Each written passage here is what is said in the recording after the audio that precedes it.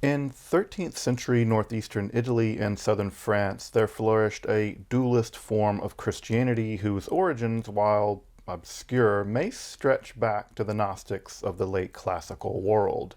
These Cathars, literally the pure ones, rejected the Catholic Church. They urged a simple life of angelic holiness, only offering a single sacrament, the consolamentum, meant to perfect and then liberate the trapped angelic soul within the clay prison of the human body.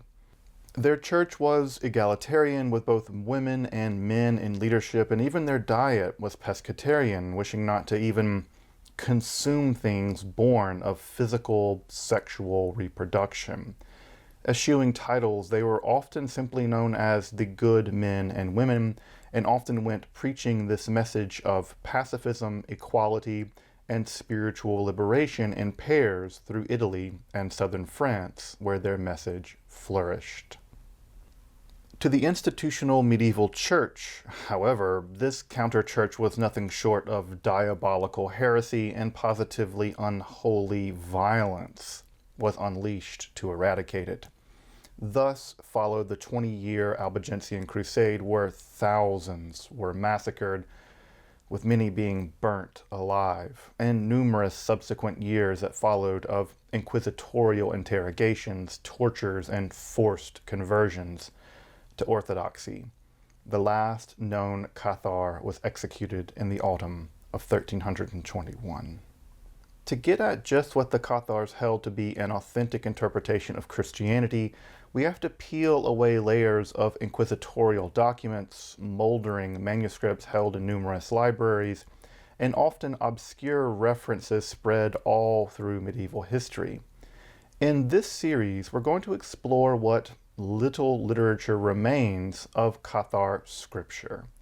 Despite their horrifying persecution, a small collection of Cathar texts do actually survive, and from these we can glean a bit of their theology, their ritual life, and their theory of salvation. If you're interested in Gnosticism, Hermetic philosophy, alchemy, or the academic study of the occult and Kabbalah, make sure to subscribe. Check out my other content on topics in esotericism as well, with many curated playlists on very specific topics. Also, if you want to support the work of providing accessible, scholarly, and free content on topics in esotericism and the occult here on YouTube for free, I'd hope you consider supporting my work on Patreon or with a one-time donation. You can find those links below in the description and also in the pinned comment, and I really appreciate your consideration of supporting the work of providing content like this for free on YouTube. Now, let's turn to the scriptures of these famed medieval Gnostics, the Cathars. I'm Dr. Justin Sledge, and welcome to Esoterica, where we explore the arcane in history, philosophy, and religion.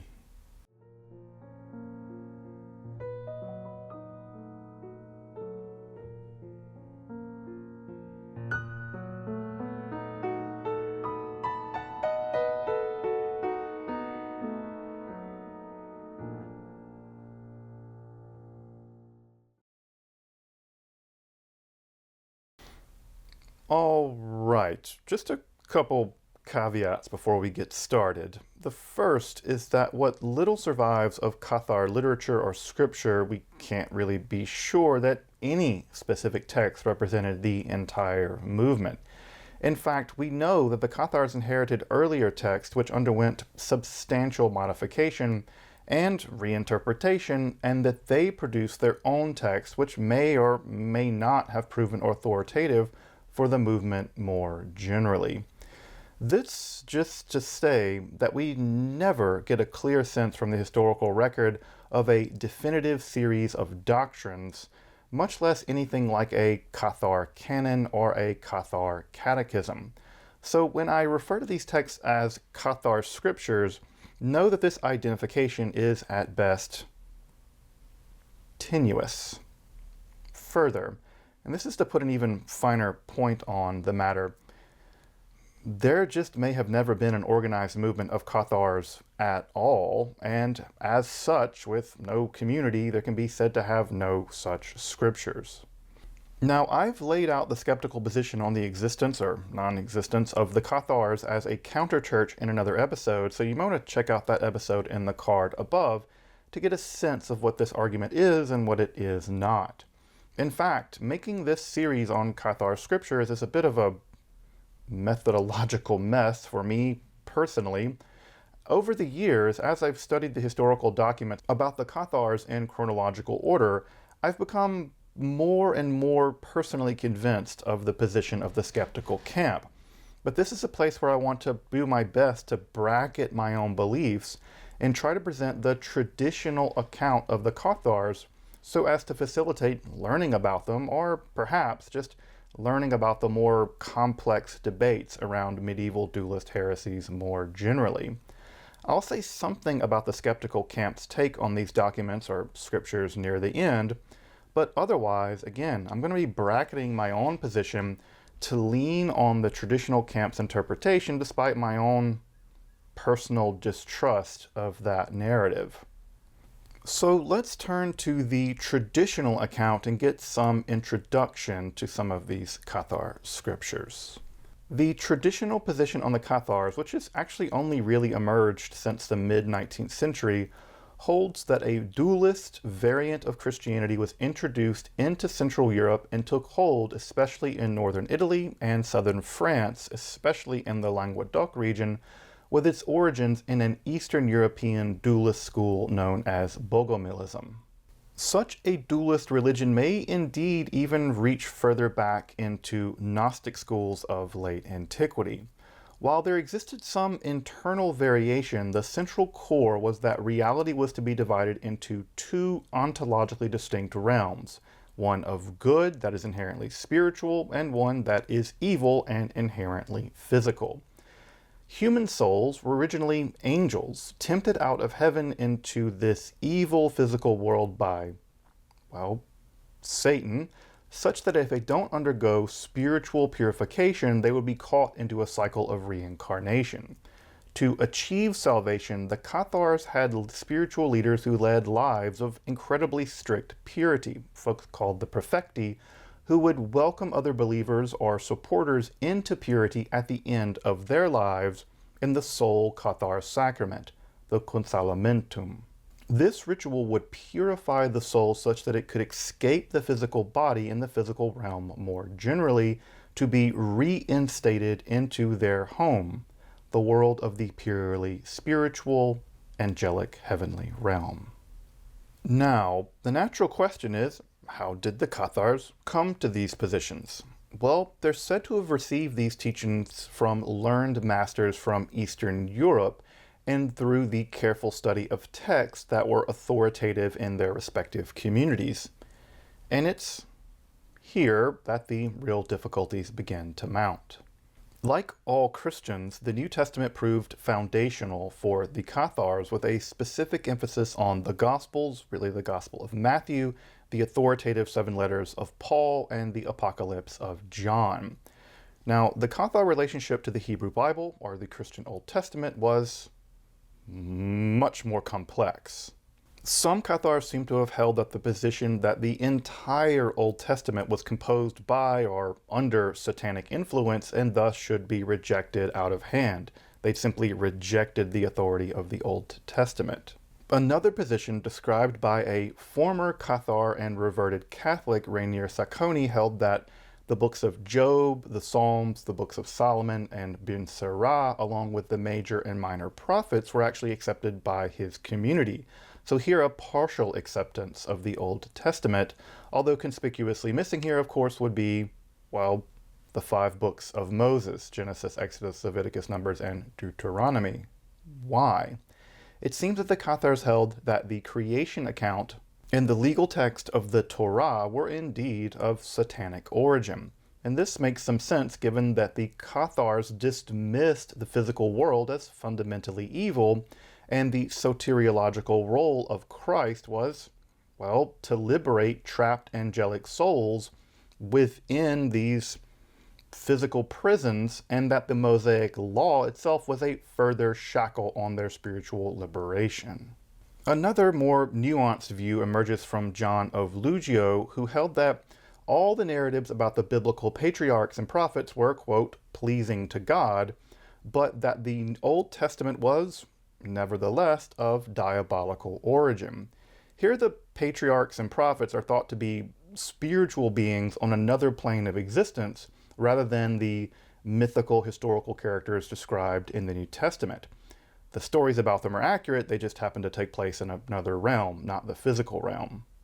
It's also worth noting that John of Lugio is also the likely author of the most substantial work of Cathar theology, the Book of the Two Principles, a text I'll be covering in a future episode in this series.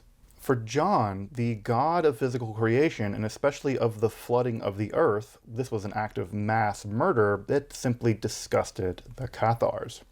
So it's worth noting that even the Cathar relationship to the traditional Christian scriptures is, let's call it, real complicated, and several versions of their relationship to these texts emerge from history. It's impossible to know if there was ever a correct or orthodox answer that ever existed in Cathar communities in the first place. Further, and with the exception of the vision Isaiah, which I'll be talking about in a moment, there's basically no evidence for the presence of historical Gnostic texts, such as those found in the Nag Hammadi library, playing a role in the development of Cathar ritual or theology. Indeed, we don't see any evidence of the highly complicated Barbello mythology, or, for instance, the kind of mythology found in the Apocryphon or John, or even complex structures found in Valentinian mythology. Thus, we can probably conclude that the influence of late classical Gnosticism on the dualist heresies of medieval Europe was at most indirect. In fact, their theology seems to have been largely indigenous to those regions where it developed, especially in the second wave of development starting in 13th century Italy. In addition to the Bible, it appears that several other authoritative texts proved important across Cathar communities. Those that survive include the Vision of Isaiah, the Secret Supper of John, some fragments denoted as a Manichaean treatise, the Book of Two Principles, a collection of Cathar ritual texts, and various accounts often extracted through leading interrogation and, it's the Middle Ages, torture, which are preserved in inquisitorial records, especially those of the famed Inquisitioner Bernard Guy. In this episode, we're going to cover the Vision of Isaiah and the Secret Supper of John, while future episodes will take up the so-called Manichaean treatise and the substantial Book of Two Principles, the most systematic such dualist text to survive from the Middle Ages. While yet another series further down the road will deal specifically with Cathar ritual texts, so stay tuned for a lot more Cathar content to come. But now let's turn to the Vision of Isaiah and the Secret Supper of John. As you probably know, the traditional account of the origins of the Cathars holds that missionaries from the Eastern European Bogomil Church spread their message into Europe from east to west, with the dualist church becoming most firmly established in northeastern Italy and southern France, specifically the region of Languedoc. This might be, at least partially, affirmed by the transmission of certain texts which appear to have traveled along a similar route both geographically and linguistically. In fact, we can separate two distinct periods of Cathar scripture: the period of Bogomil inheritance from around the mid-12th century into the following century, which would include the Vision of Isaiah and the Secret Supper, and then a second period starting in the mid-13th century where indigenous dualist texts emerge, and this would last through the apparent extinction of the Cathars in the following century. Further, the early period is marked by what we might call moderate dualism, while the latter period is marked by a more absolute dualism, with evil becoming an increasingly autonomous, independent actor in spiritual history. As I mentioned, this episode will cover the period of direct Bogomil influence, though one of these texts does reach well back into the late classical period and perhaps even further into remote antiquity. The Vision of Isaiah seems to have been a popular text in the Eastern and perhaps Bogomil Church, with European translations into Old Church Slavonic and with a Latin translation, both of which appear to have been translated from the Greek and which would go on to circulate in Western European dualist Cathar circles. The Vision of Isaiah is part of a larger and more complexly redacted work known as the Ascension of Isaiah. When I say complex, I ain't kidding.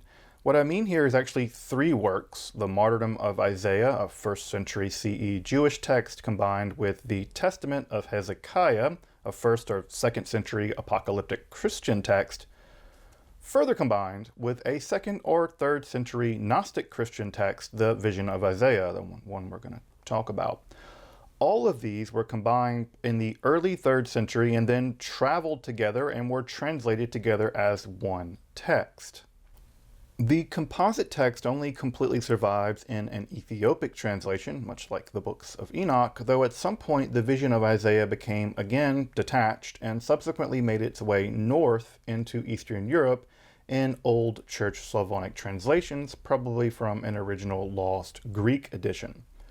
Furthermore, the Slavonic edition has undergone further editing, probably to bring it into line with the dualist sensibilities of the Bogomils, who were already interested in it for reasons that I'll mention in a few moments.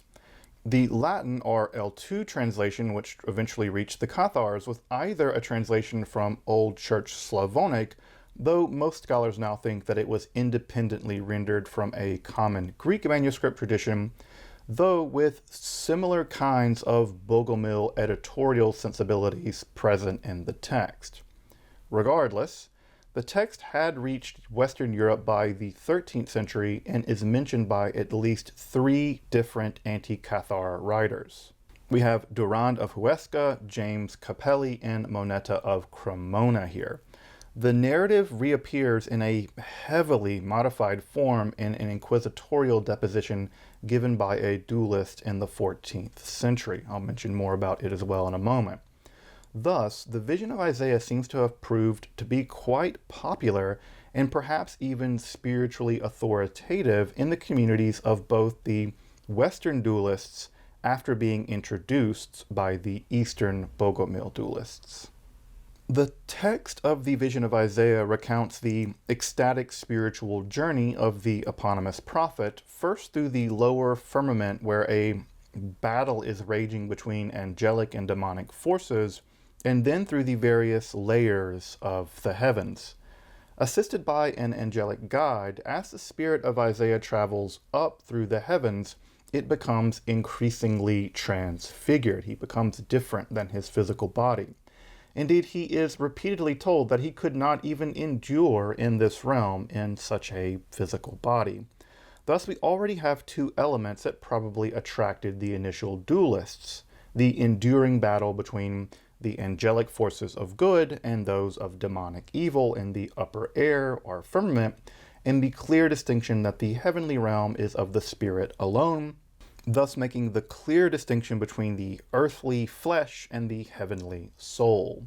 As he arrives in the 7th and highest heaven, the other heavens are populated with a range of angels and angelic choirs and thrones and things.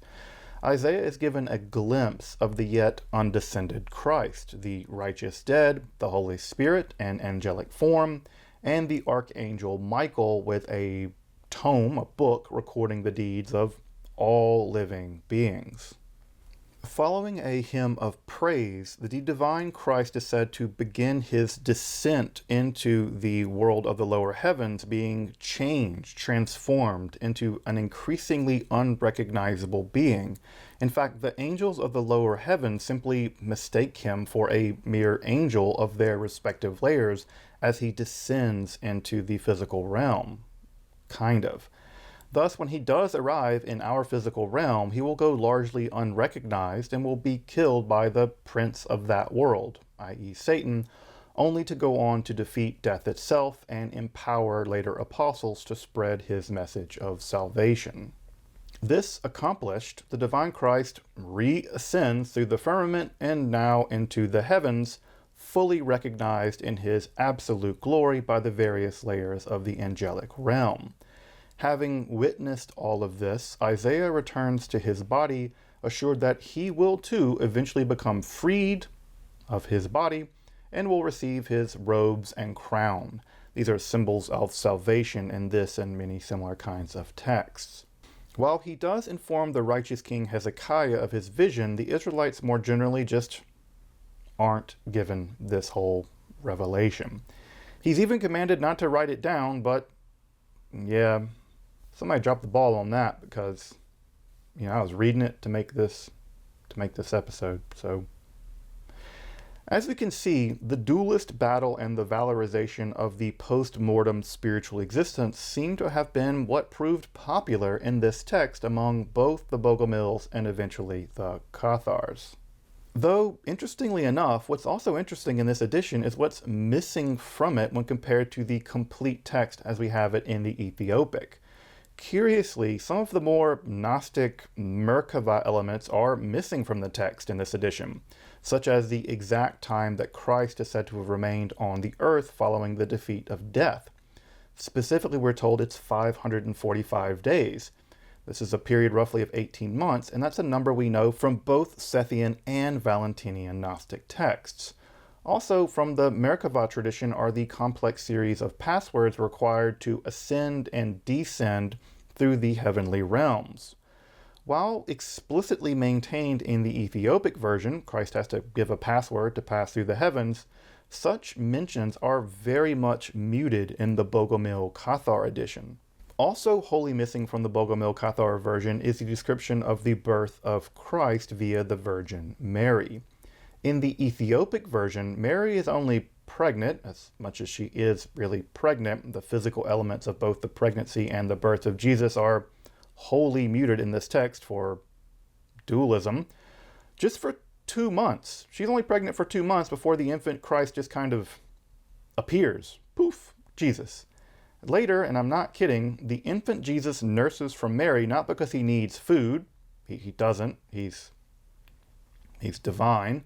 But because he has to fit in with other earthly babies. Secret agent infant Christ. This is amazing. Further, the sections which describe his crucifixion are also completely missing from the Bogomil Cathar version, mostly missing, and one can wonder, why are these sections missing? I suspect for the same reason why they appeared in the original versions. The original text significantly downplays the physical reality of Jesus. In fact, the physical reality in these texts is something of an illusion. This is a heresy we know from the patristic period called Docetism, and it means something like to appear, as opposed to actually being a physical being, especially undergoing suffering during the crucifixion. It appears that many so-called Gnostics rejected the idea that Christ physically suffered on the cross. I suspect these sections were removed precisely to further remove the divine Christ from any connection with physical reality, while the suckling of the divine Christ is a kind of subterfuge to allow him to appear as a physical child person in the original version. Even this goes too far for the Bogomils and Cathars, who want to maintain a much more spiritual divine version of Christ, free from any association with physical reality, again, the realm of Satan. Interestingly enough, during an inquisitional deposition around 1321, a member of the dualist movement recounted that during a crisis of faith, he was given a similar kind of ecstatic vision of the heavenly realm. The man in the vision is actually carried on the shoulders of an angel up through the heavens and given a conspicuously similar tour to that of the Isaiah text, especially as the man attempts to and is forbidden to worship angels along the journey up, just as Isaiah. Finally, however, reaching the final heaven, he does worship the Holy Father in the sublime seventh heaven, but is told that he cannot remain here given the fact that he was, quote, born to flesh of corruption. However, his faith confirmed, he's bidden by the Holy Father to return and spread the faith, the dualist faith he believes in. Also, for my physics, Gnosticism nerds, he also experiences something like divine time dilation. While he thinks he's in heaven for only 3 hours, it turns out he was there for 32 earthly years. So the Holy Father is kind of like a divine black hole or something. You should probably watch out for that. Divine event horizon. Regardless, he returns to Earth and spreads the good news of his experience. Again, this testimony simply retains too many parallels with the vision of Isaiah to be an accident, and I think reveals the substantial impact of that text on Cathar's spiritual phenomenology more generally. Further, this is among the very last mentions of Cathars in the historical records that have come down to us at all. The other text which appears in Cathar circles from Bogomil origins is the Cena Secreta, or the Secret Supper. It's also known as the Interrogatio Johannis, or the Questions of John. This text appears in the Cathar world around 1190 and survived in 2 manuscripts, one in the National Library of Vienna and another in the records of the Carcassonne Inquisition, which sadly has been lost. However, it was actually printed in the 17th century. I'll include a link to that volume in the description, and a manuscript copy survives in a library in Paris. In fact, we're told that this work was brought to Western Europe by a Bogomil bishop named Nazarius of Concorrezzo, and that the colophon tells us that the entire text is plenum erroribus, full of errors. Though the text was eventually disputed, interestingly enough, by another Bogomil Cathar, Desiderius, around 1230, but its influence can already be seen in southern France around this time, hence a copy ending up in the hands of the Inquisition of Carcassonne. The text itself takes the form of a discussion whereby the Apostle Paul, the beloved, asked the divine Christ questions at a heavenly banquet. The questions concern typical apocalyptic topics. Only on this channel would there be a thing as typical apocalyptic topics. These concern the origin of the universe, the origin of mankind, the origin of Satan, the divine mission of Christ, and of course the final salvation of the elect. It's kind of the point. We learn that Satan was originally second only to God and Christ and sought to surpass God by doing so by organizing the angels in a rebellion. So far, so familiar. Specifically, he did this by seeking to change the allotment owed by the angels to God. This is a kind of feudal heaven. Despite his attempts at being a heavenly Che Guevara, Satan and a third of his angels were cast down into the airy firmament just below the heavens. Following this rebellion, God in his infinite goodness even provides Satan a respite from his suffering by providing him a period of 7 days or ages in which to build whatever Satan liked. Summoning up his angelic guerrillas, he constructs basically the entire physical world as we know it. Further, he imprisons some angels in bodies of clay in a kind of false paradise where he entraps them through seduction, specifically seducing the angelic Eve with the sin of lust, which she teaches to Adam, thus ensuring the sin of human procreation. This process allows his world to continue to further trap further and further angels into the clay prisons that are physical human bodies. In fact, this is a kind of counter to the end of the world. When the number of the just equals the number of the angels that fell from heaven, the final drama of the seventh age is actually kicked off. Curiously, by the way, this idea was kind of common in the medieval world and even shows up in the Malleus Maleficarum, the famous witch hunting manual, as part of the reason why witchcraft has increased. The number has equaled out and the end of the world is rapidly approaching. Knowing that the divine Christ will attempt to save all these trapped angelic spirits, Satan creates Moses and Enoch to eventually capture and kill the divine Christ. In this text, Moses is even given the wood from which the crossbeams of the crucifixion cross will be made. Interestingly enough, Enoch, who's typically a good character in Gnostic literature, but not here, the books of Enoch also become a snare of false wisdom meant to further trap angelic souls in this realm through the practice of quasi-magical demonic sacrifices. Even Elijah is created as a false prophet and then reincarnated into John the Baptist to act as a kind of demonic con man with his water baptism as opposed to the baptism of fire provided by the divine Christ. Despite these satanic counter-offenses, the divine Christ is born through the ear of the angel Mary. Yep, born through the ear of the angel Mary, and will go on to defeat the forces of evil, destroy the physical world itself along with its demonic architect, who will be bound and thrown into an unending pool of fire. Thus, the divine Christ will return to the right hand of the Father, and all the righteous will be provided with robes and crowns. Remember those from a minute ago? As they enter in the realm of eternal bliss. Of course, there are a great many interesting things at work in this text, like that whole Christ being born through Mary's ear thing. It's perhaps most interesting in the Cathar context as showing the increased movement from moderate to absolute dualism.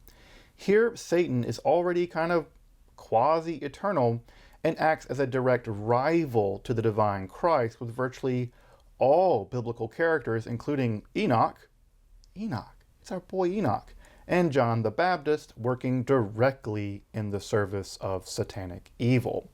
As we'll see in the next few episodes, the second generation of Cathars will more fully seem to embrace this absolute dualism, as evidenced by the most substantial work of dualist theology made in this period, the Book of the Two Principles. Now, you might be wondering what the Cathar skeptical camp, the camp that I kind of belong to, makes of these documents. I mean, clearly, they're evidence for the existence of Catharism in medieval northeastern Italy and southern France, right? Recall that the skeptical position isn't that there was no heterodoxy or even dualism at the time that these documents were being written down or passed around. That's pretty well established. I literally just made an episode about the documents. No one, for instance, is skeptical of the existence of, say, other heresies, like the Waldensians. What the skeptical camp is skeptical of is the existence of a Cathar counterchurch, complete with institutional hierarchy, canonical scriptures, and or systematic theology. For the skeptical camp, that such documents, including the later more absolutely dualist texts, actually present significantly different theological positions internally, and that the lines of argumentation is very confused, is less proof for the existence of the Cathars than for a vague field of heterodoxy, including dualism, that spread through the region. Indeed, such a tendency had existed from the very early part of the church. Remember that guy, Marcion? Well, this is an example where dualism existed early on, and church officials tended to group heterodoxy contemporary to them using patristic categories such as Marcionism or Manichaeism, especially in this case, regardless of how poorly that actually described the actual contemporary positions at hand. Also recall there isn't even a singular notion of how the Cathars even related to the Old and New Testaments, thus revealing for the skeptics way too much disunity to talk about the Cathars as a coherent, united sect, or much less a counter-church, as they appear in the minds of the Inquisition. Now, while I do think this line of reasoning holds up in the case of the text we're talking about in this episode, I don't think it does so well for the Book of Two Principles. We're going to need a different understanding from the skeptical camp if it's going to make sense, but more on that in a couple of episodes. Regardless of one's specific position on if these documents represent Cathar Scriptures in the strong sense of both of those words, they nevertheless remain fascinating in the history of medieval heterodoxy, or heresy as you might have it. For some introduction to the Cathars, I've included two sets of links in the description below. one representing the traditional camp and the other representing the skeptical camp. Of course, getting into both is the only way to have an informed opinion, and I'd start, if I were you, with the traditional position and then make sure to explain the claims made by the skeptical camp. Regardless of your position, the Wakefield and Evan Heresies of the High Middle Ages is positively a must-have volume for exploring the various documents under consideration. They're all in that volume, in fact. Further, if you want to read the complete translation of the Ethiopian edition of the Ascent of Isaiah, which contains the vision of Isaiah, you want to consult the second volume of the Charlesworth Old Testament Pseudepigrapha. Pseudepigrapha is such a fun word to say. It contains a very solid introduction to the Isaiah text and its tortured recension and translation history, and along with a very sound translation, which includes copious notes indexing the various translations, showing you where parts get left in and left out. I hope you'll continue to join me in the next episode as we transition to the more absolutely dualist Cathar text produced in Western Europe, perhaps by indigenous heretics or Gnostic Cathars. Until next time, I'm Dr. Justin Sledge, and thank you for watching Esoterica, where we explore the arcane in history, philosophy, and religion.